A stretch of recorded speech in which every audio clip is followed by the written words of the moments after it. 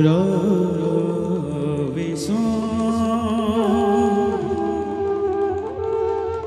करूं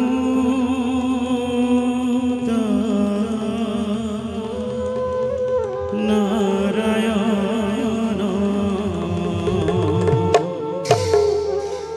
काम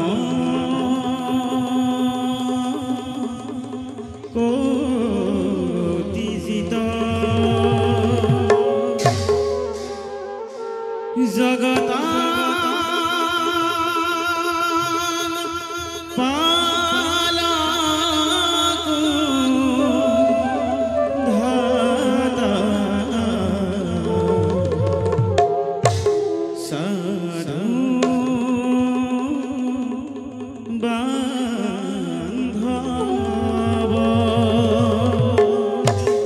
Gitu, rakyat tahu.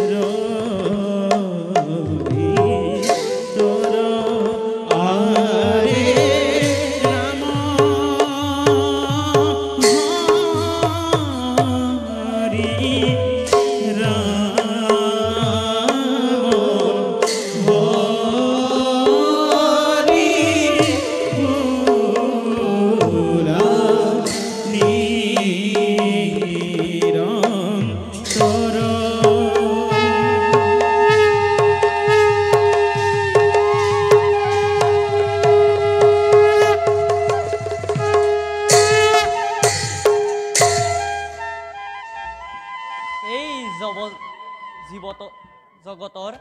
আমি এই গৰাকী পৰম ব্ৰহ্ম দেৱ নাৰায়ণ ধৰণীৰ ভাৰ ৰক্ষাৰ হেতু আৰু বসুধাৰ কল্যাণৰ বাবে ব্ৰহ্মা বিষ্ণু আৰু ৰুদ্ৰৰূপে আমি স্বজন পালন আৰু কৰু সংসাৰণ ধৰিত্ৰীত যেতিয়াই সন্তৰ ওপৰত অধৰ্মী অত্যাচাৰ হয় আৰু দুৰ্বলীৰ ওপৰত বলিগণে কৰে অত্যাচাৰ আৰু প্ৰজাগণে কৰে হাহাকাৰ। বসুধাৰ দেখি মহাভাৰ তেতিয়াই আমি ভিন্ন ৰূপত ধৰো অৱতাৰ। এইবাৰ মৰ্ত্যৰ মানৱ কল্যাণৰ হেতু আৰু বিশেষ উদ্দেশ্য সিদ্ধিৰ বাবে আমি মৰ্ত্যত পৰশুৰাম ৰূপে ধৰিম অৱতাৰ। সিদ্ধি হলে উদ্দেশ্য আমাতে ইলিন যাব কোনো ভিকুপতিৰাম। কাৰণ আমি এই ব্ৰহ্ম দেৱ নাৰায়ণ ঈশ্বৰ পৰম ব্ৰহ্ম সচিদানন্দ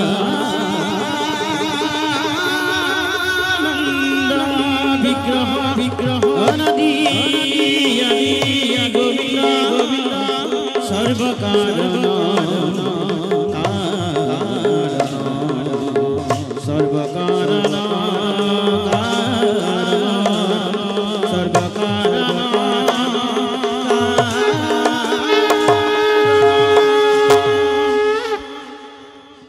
যাওঁ সৃষ্টিৰ কল্যাণৰ বাবে নিষ্কৰ্তব্যত হওঁ অগ্ৰহণ।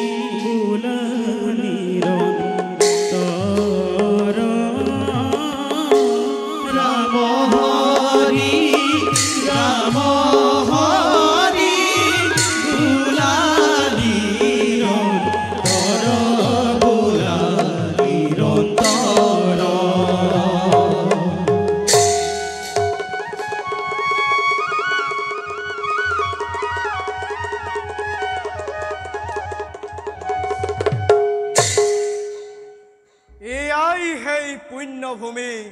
ভাৰতবৰ্ষ, এয়াই মাথু লীলাভূমি পৰম ব্ৰহ্মৰ। যোগ যোগ অবতাৰ ধৰি মহাত্মানে ভাৰাকান্ত পৃথিবীৰ সংহাৰ ঋষে ভাৰ সত্য ধৰ্ম কৰিছে প্ৰতিষ্ঠা।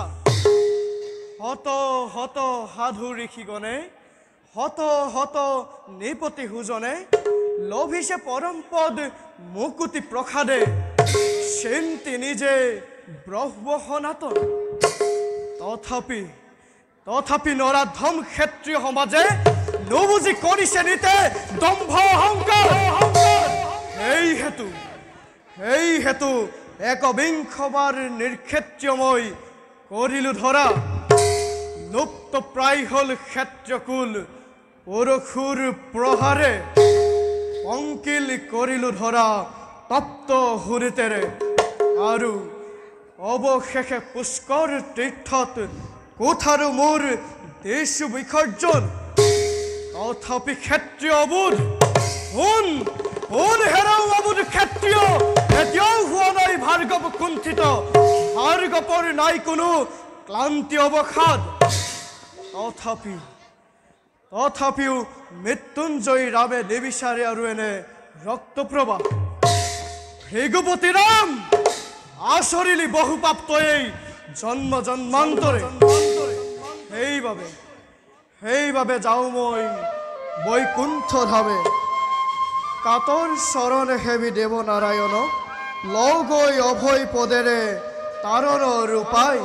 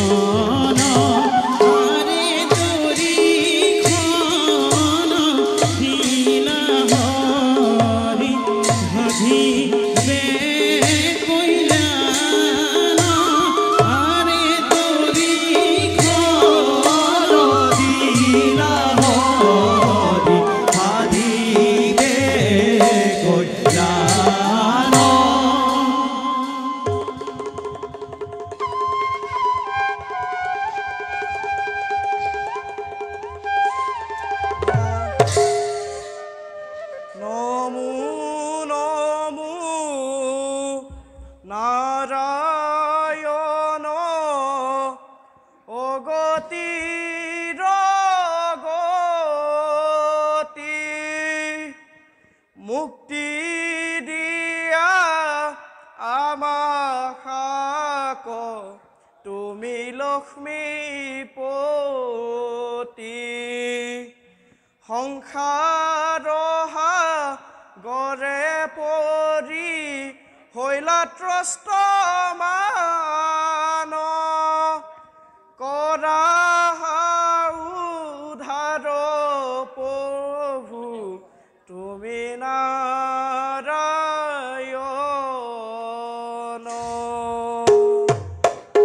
ঈশ্বৰ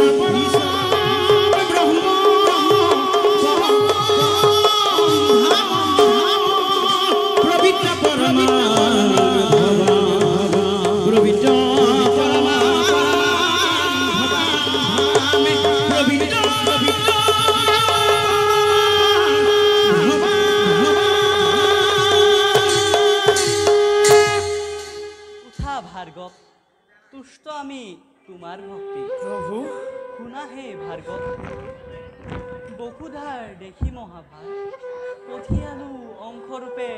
কৰি অৱতাৰ হলে পূৰ্ণ কাম আহি কোনো মোৰেই আত্মা নিৰ্ভীষ নে বিলীন তুমি ভিগুৰাম হৃদয়ৰ বেদনা মোৰ মুখ অভিলাষ কৰু এবে নিবেদন শৰণ তলত পিতৃ বাক্য কৰি হাৰুগত শিৰচ্ছেদ কৰিল মাতৃক আৰ্জিলো অবুখ পাপ জন্ম জন্মান্তৰে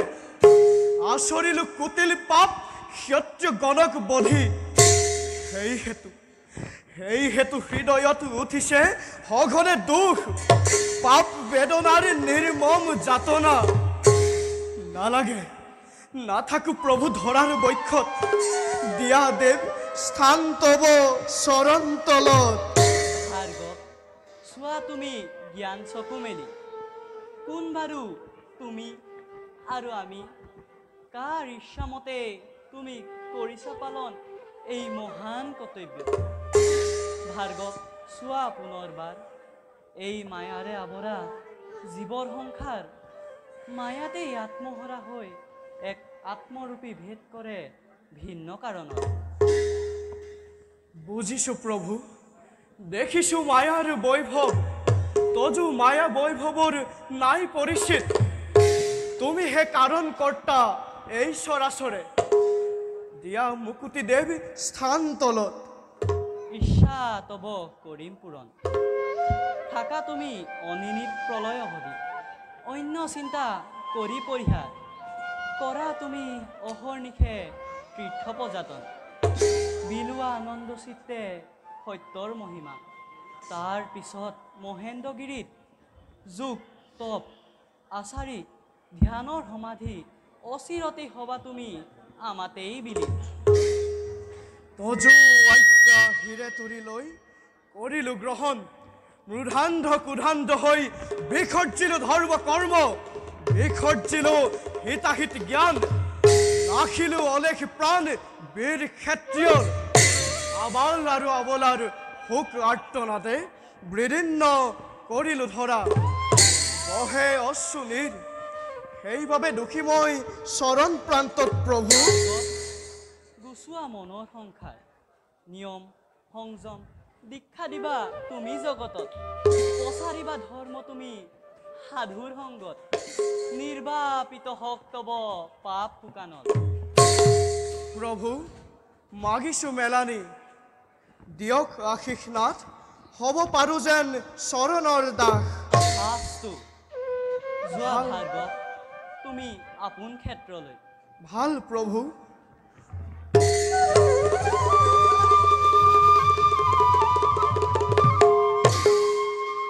যাওঁ, এবে ময়ো যাওঁ নিষ্কৰ্তব্যত হওঁ অগ্ৰসৰ।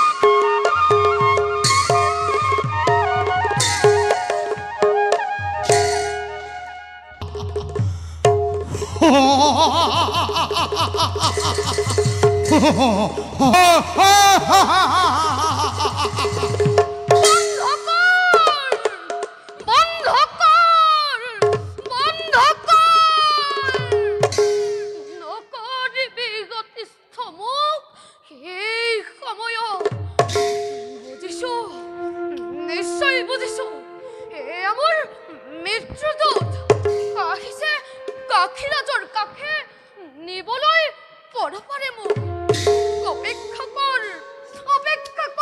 সেই মৃত্যুদূত মৃত্যুৰ পৰা আৰু মোক কিছুদিন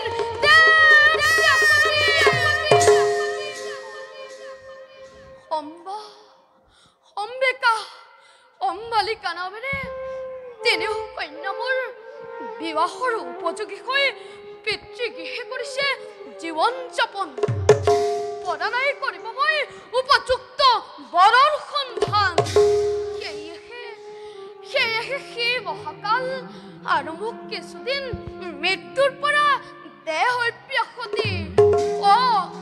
মহাকাল আৰু মোক কিছুদিন মৃত্যুৰ পৰা ব্যাহতি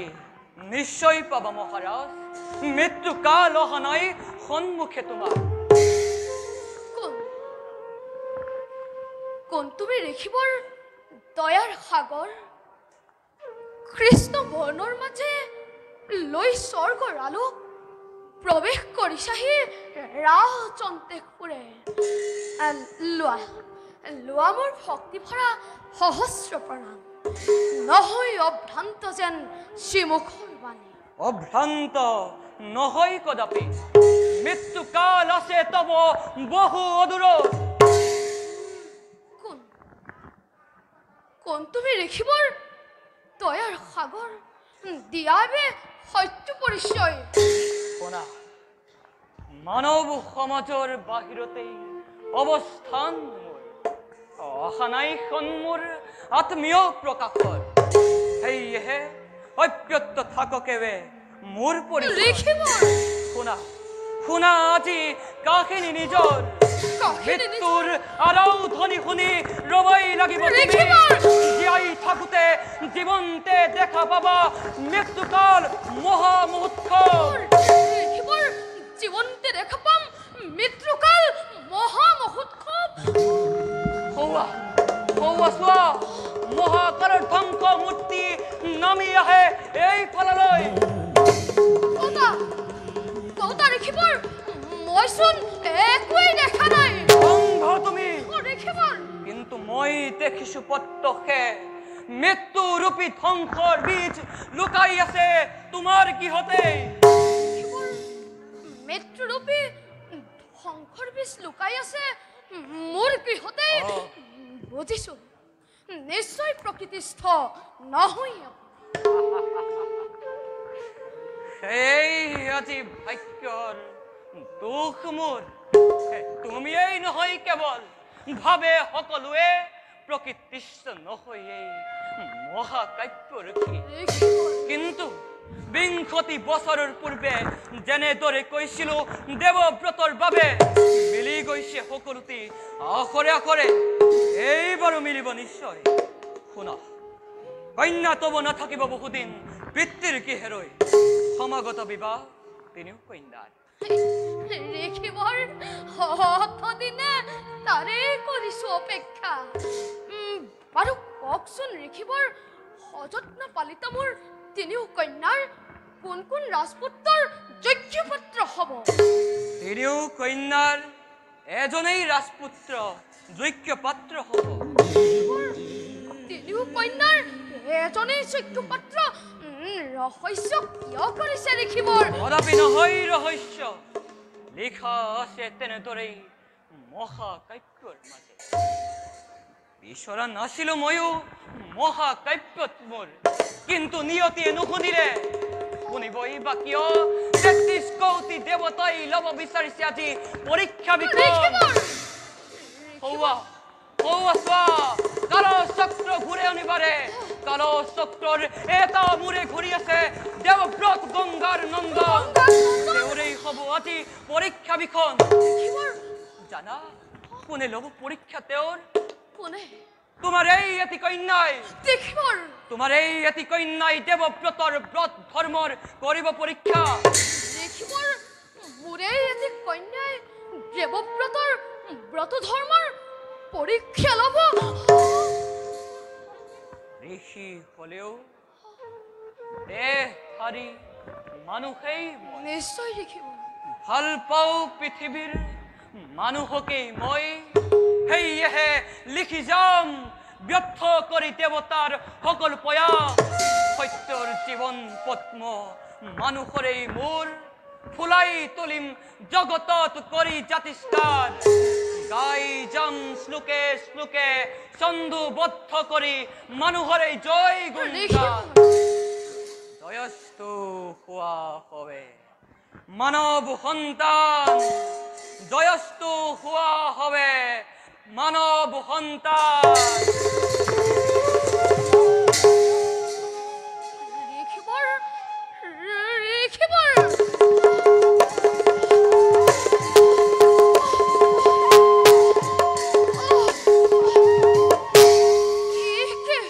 সমস্ত ৰাজপ্ৰসাদ কঁপি উঠিছে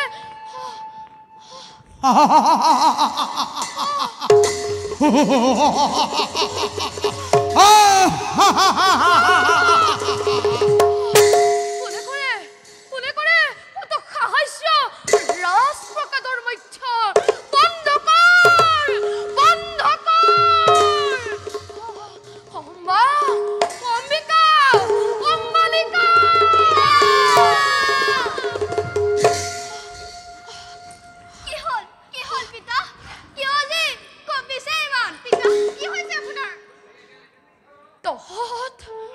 তহত আহিছ কিন্তু মোৰ জ্যেষ্ঠ কন্যা অম্বাক সাজ পৰিধান কৰি ওলাই গৈছে তাই ধনুলৈ কিন্তু কলৈ আই হয় পিতা আজি বোলে তাই চৰে চাৰে কৰিব চিকাৰ বনে বনে কৰি বিচৰণ এৰা কন্যা ৰূপে পুত্ৰ তাই কাষেৰে পুতি মোৰ অবিহনে বহিব লাগিব তাই কাষীৰ সিংহ অম্বিকা পিতা আৰু অম্বালিকা পিতা জানো মাজে মাজে মোৰ কি হৈ যায় হয়তো হ'ব পাৰে মন মোৰ অতিকে অস্থিৰ হয়তো হ'ব পাৰে নাই আৰু বেছি দিন মোৰ এই পৃথিৱী তাকেই যেন মহাকালে দিছে সকীয়াই নুশুনাব তেনে কথা পিতা আপোনাৰ অবিহনে আমিও নাথাকো জীয়াই হেৰুৱাই মাতৃক আমাৰ শৈশৱ কালতে নুবুজিলো মাতৃৰ স্নেহ কি যদি আপুনিও এনেদৰে এৰি গুচি যায় নাযাবনে আশাৰ লতিকা অকালতে মৰহি নহয় নাযাওঁ মৰিবলৈ দিব নিদিওঁ মৰহিবলৈ দিব একমাত্ৰ আশাৰ স্থল তহঁতেই মোৰ সেইবাবে কৰিছো থিয়াং এক সংগে বিয়া দিম তেনেও কন্যা একে সংগে বিয়া দিব তেনেও কন্যা ভাবিছো তাকে এটা দিনতে তেনেও কন্যাৰ কৰিম ৰাজপুত্ৰ ৰাজন্যবৰ্গ যত আছে ভাৰতত সকলোকে কৰিম নিমন্ত্ৰণ কিন্তু ভাৰতৰ মাজত এখন ৰাজ্যক নকৰিম নিমন্ত্ৰণ কোন সেই ৰাজ্য বিদ্যা যিয়ে অনিমন্ত্ৰিত হ'ব স্বয়ম্বৰ সভাৰ মাজে হস্তিনাপুৰ যি ৰাজ্যৰ ৰাজমাতা ক্ষীণ নিজ কুলোদ্ভৱা বংশৰ লগত সম্বন্ধ স্থাপন নকৰো কদাপি সেইবাবে অনিমন্ত্ৰিত হৈ থাকিব হস্তিনাপুৰ স্বয়ম্বৰৰ সভাত সেইবাবে অনিমন্ত্ৰিত হৈ থাকিব হস্তিনাপুৰ স্বয়ম্বৰ সভাত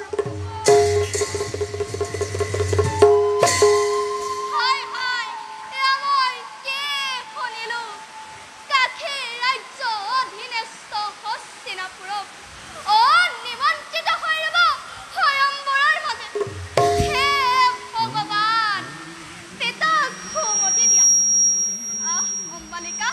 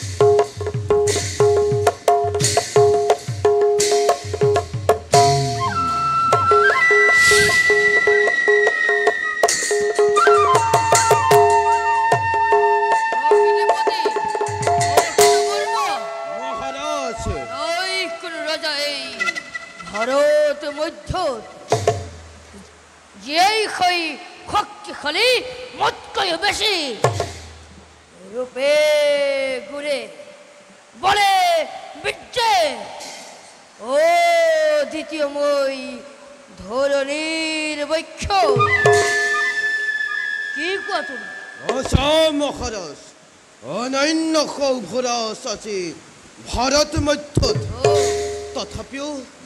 তথাপিও কিবাচন অপূর্ণ ইয়াত অপূর্ণ মিছা কথা খুব হরেচ্যত অপূর্ণতা কোনো কিছু নাই বলে প্রয়োজন সাগৰৰ বুকু ভেদি পাৰ হৈ অলক্ষপশিৰ পূৰ্ণতাৰে ভৰাই দিম সৌভৰাজ্যৰে ৰাজপ্ৰসাদ মোৰ কোৱা মোক কিহত অপূৰ্ণ হৈ আছো মই আজি অতদিনে নহয় অনকুতি সত্যে বেচ্চে ধনে মানে উন্ন সকলতি তথাপিও সৌভৰাজ্যৰে মণিবিহীন মুকুট পাই হব সুলক্ষ্য নায়ক নৰীৰ অভাৱে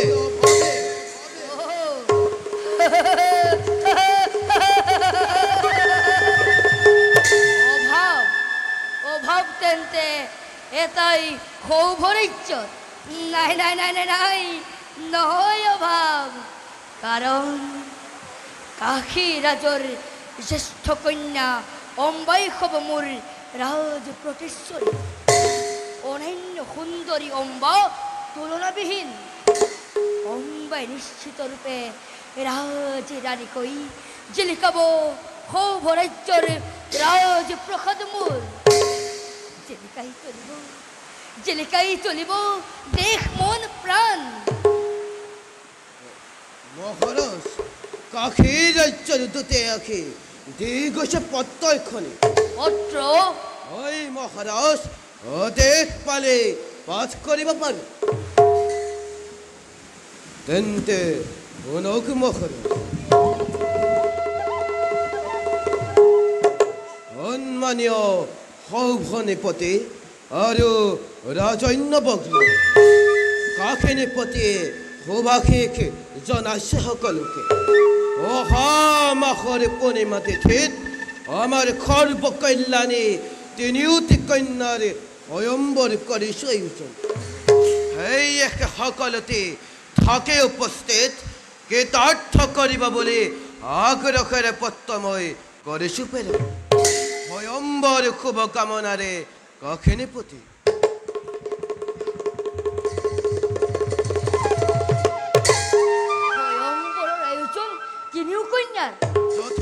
নিমন্ত্ৰণ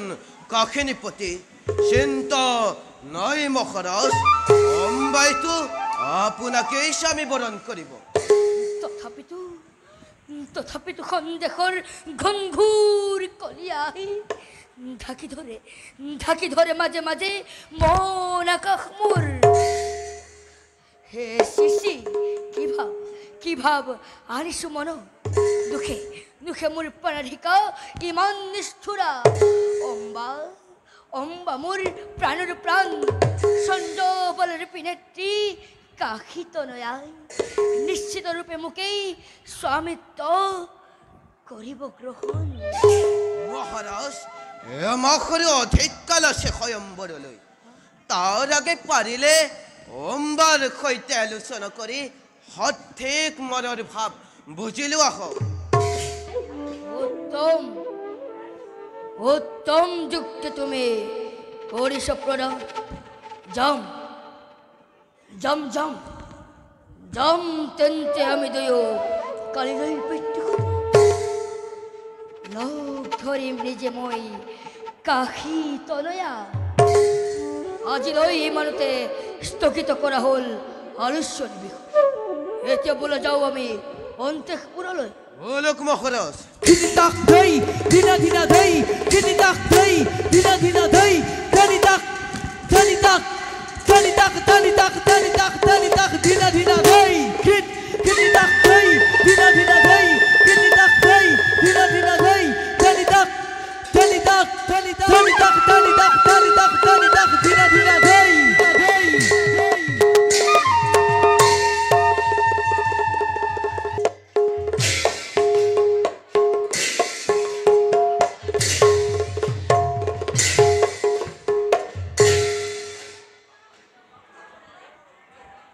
অম্বাময়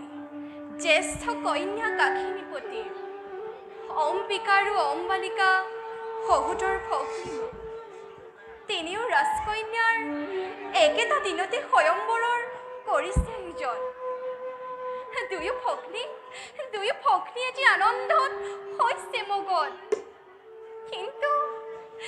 তেনে ক'ব পৰা নাই মই কল্পনাৰ ৰঙেৰে বুলাই আঁকিছিলোঁ এইজনৰ জীৱন্ত মূৰ্তি হৃদয়ত তেওঁকেই কৰিছিলোঁ ধ্যান কিন্তু কি নিষ্ঠুৰ নিয়তিয়ে যেন ভাগি নিব বিচাৰিছে মোৰ এই মধুৰ কল্পনা আশাৰ সপোন স্বপ্নৰ মাজে মাজে দেখা দিয়াকে কৃষ্ণ বৰ্ণৰ ঋষিয়ে কৈ গ'ল কানে কানে মোক মই কেনো অগ্নি কন্যা বিষ বকুনি জ্বলি আছে চকু মুখ সকলোতে মোৰ জানো মই স্বপ্ন মোৰ কেতিয়াও ব্যৰ্থ নহয় পিতা ক্ষমা কৰিবা কন্যাক তোমাৰ যেদিনাই দেখিছিলো মই ঋষিক সপোনে সেই দিন ধৰি জলাঞ্জলি দিলো মই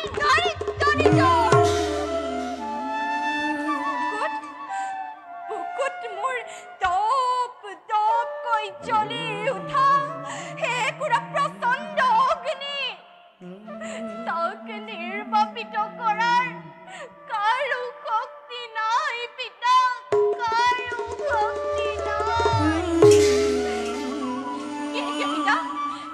পিতা বন্ধ কৰা এই আয়োজন পিতা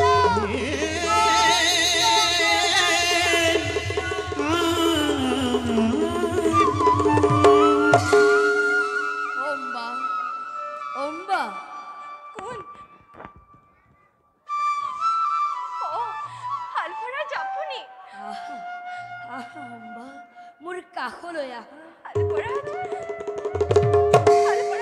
হালফৰাজ ধন্য আজি মই ৰাজন পানী গ্ৰহণ কৰিলো তোমাৰ অন্যায় কৰিছা ৰাজন বিষ কন্যাৰ পানী গ্ৰহণ বিমুখ কৰিছা তুমি বাৰে বাৰে একেটা কথাকে কৈ শুনা শুনা অম্বা বিষ কন্যাকে সংগী ৰূপে লৈ যাব খোজে খালবৰাজ ৰখা তললৈ স্বৰ্গপথে নিবিচাৰে যাব অন্য কোনো দেৱ কন্যাক লৈ নালাগে নালাগে ৰাজন প্ৰাণে মোৰ নোৱাৰে খহিব নানিবা নহয় আৰু সকলোৰ বাদ চমৎকাৰ চমৎকাৰ অম্বা ৰাজন ইয়াতো নহয় সকলো চাৰু নেত্ৰেখৰে মাথো মুকুতাৰে মালা ধন্য ধন্য আজি মই প্ৰাণাধিকা অম্বা মোৰ মনে প্ৰাণে আজি এই মাথো জ্বলাব পাৰিছো মই মোৰ প্ৰেমৰ প্ৰদীপ জ্বলা নাই আজি মাথো জ্বলিব লাগিছিল বহুত দিন ধৰি কিন্তু ৰাজন নিয়তিয়ে বাধিছে মোক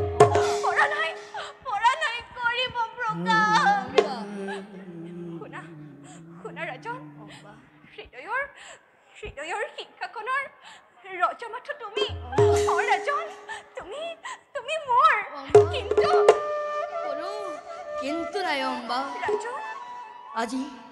আজি মই কৃতাৰ্থ সাৰ্থ হলেবে আজিৰ সাক্ষা কেতিয়াও শুনা ৰাজন অম্বা স্বয়ম্বৰ পাতিছে আমাৰ তিনিও কন্যাৰ হৃদয়ৰ দেৱতাক স্বয়ম্বৰতে মোৰ পৰমাল্য কৰিম প্ৰদান বলা অম্বা নকৰো পলম ব্যক্ত কৰো মোৰ অভিলাষ যাবা কলৈ তোমাৰ পিতৃৰ কাষে যাম আৰু কম কি কবা ৰাজন তুমি মোৰ বাগদত্তা স্ত্ৰী ৰাজন প্ৰতিৰূপে নিজেই মই পানী গ্ৰহণ কৰিছো তোমাৰ বাবে স্বয়ম্বৰৰ নাই প্ৰয়োজন কিন্তু ৰাজন স্থিৰভাৱে পিতৃয়ে কৰিছে সংকল্প স্বয়ম্বৰ স্থগিত নহয় কোনো কাৰণত নকৰে স্থগিত নকৰে ৰাজন কিন্তু অম্বা স্বয়ম্বৰে যাহিব নাৰায়ণ দেশ বিদেশৰ ৰজা মনৰ ৰজাওতো আহিব নিশ্চিত অম্বা বৰণৰ মালাধাৰী তেতিয়াতো তেওঁকেই পাৰিম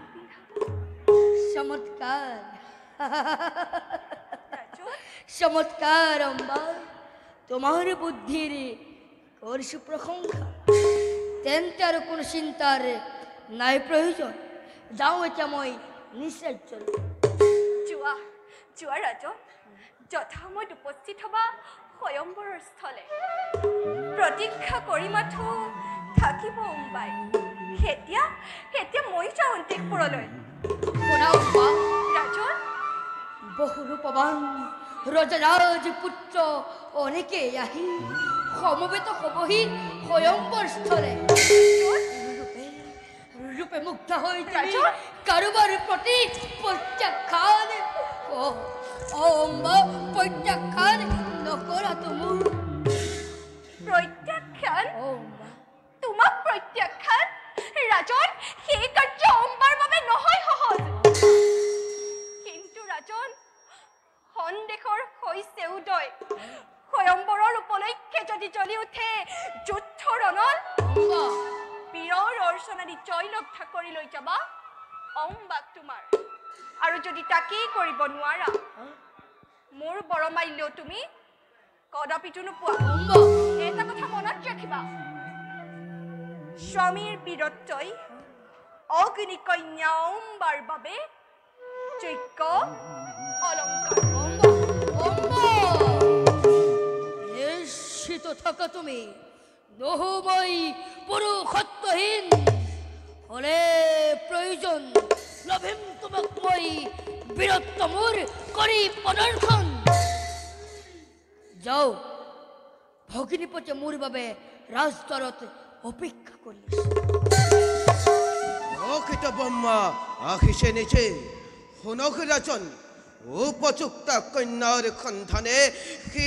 এইফালে আহিব লাগিছে নাহিছেহি প্ৰতিদ্বন্দ্বী যুদ্ধতেও মহাপরাক্রমী পরাক্রমী। দেবতুল্য ফেই ভীষ্ম গঙ্গার নন্দন ভীষ্ম ওই মহারাজ চিন্তা নাই আহে যদি ভীষ্ম সিদিন ধূলিৰ লগতে মিহলাই দিম ভীষ্মৰ বীৰত্ব কিন্তু ভীষ্ম হল ব্ৰহ্মচাৰী কোনোদিনাই তেওঁ নকৰাই বিবাহ তেনেহলে কাৰ বাবে কন্যাৰ কৰিছে সন্ধান ভূত হৈছে তংগত আৰু বেশে তোৰ বাবে শ্বেতাংগ সি কি এতিয়াও জীবিত ধৰাত কি দেবকান্ত যুবক সেই শান্তনু নন্দন এই যুবকৰ কিবা তৰে ঘটিব মংগল মিছা কথা মৰদৰ বুকে জাক জাক নবুলে বীৰত্ব কোন মহাতপ পৰশুৰামে মাতি নিছে চিত্তাংগদক গন্ধৰ্ব দমনে যি গন্ধৰ্বক মই নোৱাৰিলো ৰনে চিত্তাংগদে কৰিব গন্ধৰ্ব দমন মোৰ বুধেৰে নাই আৰু চিত্তাংগদে অহংকাৰ সে তংগত নাথাকিব পাৰে আছে তাৰ ভাতে কুমাৰী বেচিত্ব এই একে বেচিত্বৰ বাবে হয়তো ভীষ্মই কন্যাৰ কৰিছে সন্ধান কাষে ৰাজৰ ওচৰ ৰাখি কন্যা ভিক্ষা কৰে যদি ব্ৰহ্মচাৰী ভীষ্মই তেতিয়া ঘূৰি যাব লাগিব সি আপোনালৈ কাৰণ হস্তিনৰ কোন ৰাজবংশৰ ৰাজ পৰিয়ালক কন্যা মোৰ নিদিম কৰা মহাৰাজ অজাজিত কৰোণাৰ বাবে ধন্যবাদ জনালো কিন্তু কিয় কিয় সি এনেদৰে অপমান কৰিলাহি মোক অপমান নিশ্চয় দুখেইটো সন্মান ৰক্ষী হবে দেখিছে সকলো তুমি আহি পানী গ্ৰহণ কৰিছা অম্বা আৰু তাকো কৰিছা সি মোৰেই ৰাজ্যতে শুনক মহাৰাজ অম্বাৰ সঙ্গে হাল বৰাছে বহুত দিন আগে বন্ধ কৰা তুমি অলবৰাজ বয়সে যদিও বৃদ্ধ কাখিনীপতি তথাপিতো ৰজা মই কাশী ৰাজ্যৰ অম্বাৰ পানী প্ৰাৰ্থী হৈ আহিব লাগিছিল তুমি মোৰ সমীপে তুমি এই অম্বাৰ যোগ্যজন বুলি আজি মই কিদৰে হম নিশ্চিত অযোগ্য ৰাজন কোলে খিলে বলে বিদ্যে একোতেই চিন্ময় নহৌ কথা ও গৌৰৱ নহব যদি কৰে কন্যাদান মোক আনন্দ লভিমতিকে আৰু সেই বিশ্বাসতে পানী গ্ৰহণ কৰিছো অম্বা শক্তি পৰীক্ষা দি পাৰিবানে গ্ৰহণ কৰিব অম্বা পাৰিম নিশ্চিত আছে যত ৰাজশক্তি ভাৰত মধ্য সকলোতে যুদ্ধতে কৰি পৰাজিত লৈ যাব পাৰিম অম্বাক বিজয় লক্ষ্মী ৰূপে মহাৰাজ মহাবীৰ ভীষ্মকো আমন্ত্ৰণ কৰি দিব ভীষ্মক পৰাজিত কৰি বুজাই দিম সকলোকে মই ভাৰতত বীৰ সৈন্য হোৱাৰাই আজিও আহো ৰাজন গ্ৰহণ শুনক মহাৰাজ ধন্য ধন্য ৰাজন এয়াই যেন হয় মনে প্ৰাণে কৰিছো প্ৰাৰ্থনা আৰু আছে এক পক্ষকাল তাৰে শেষৰ দিনা মোৰ তিনিও কন্যাৰ হব স্বয়ম্বৰ হে দয়াময় তুমি মোক সুমতি দিয়া প্ৰভু তুমি মোক সুমতি দিয়া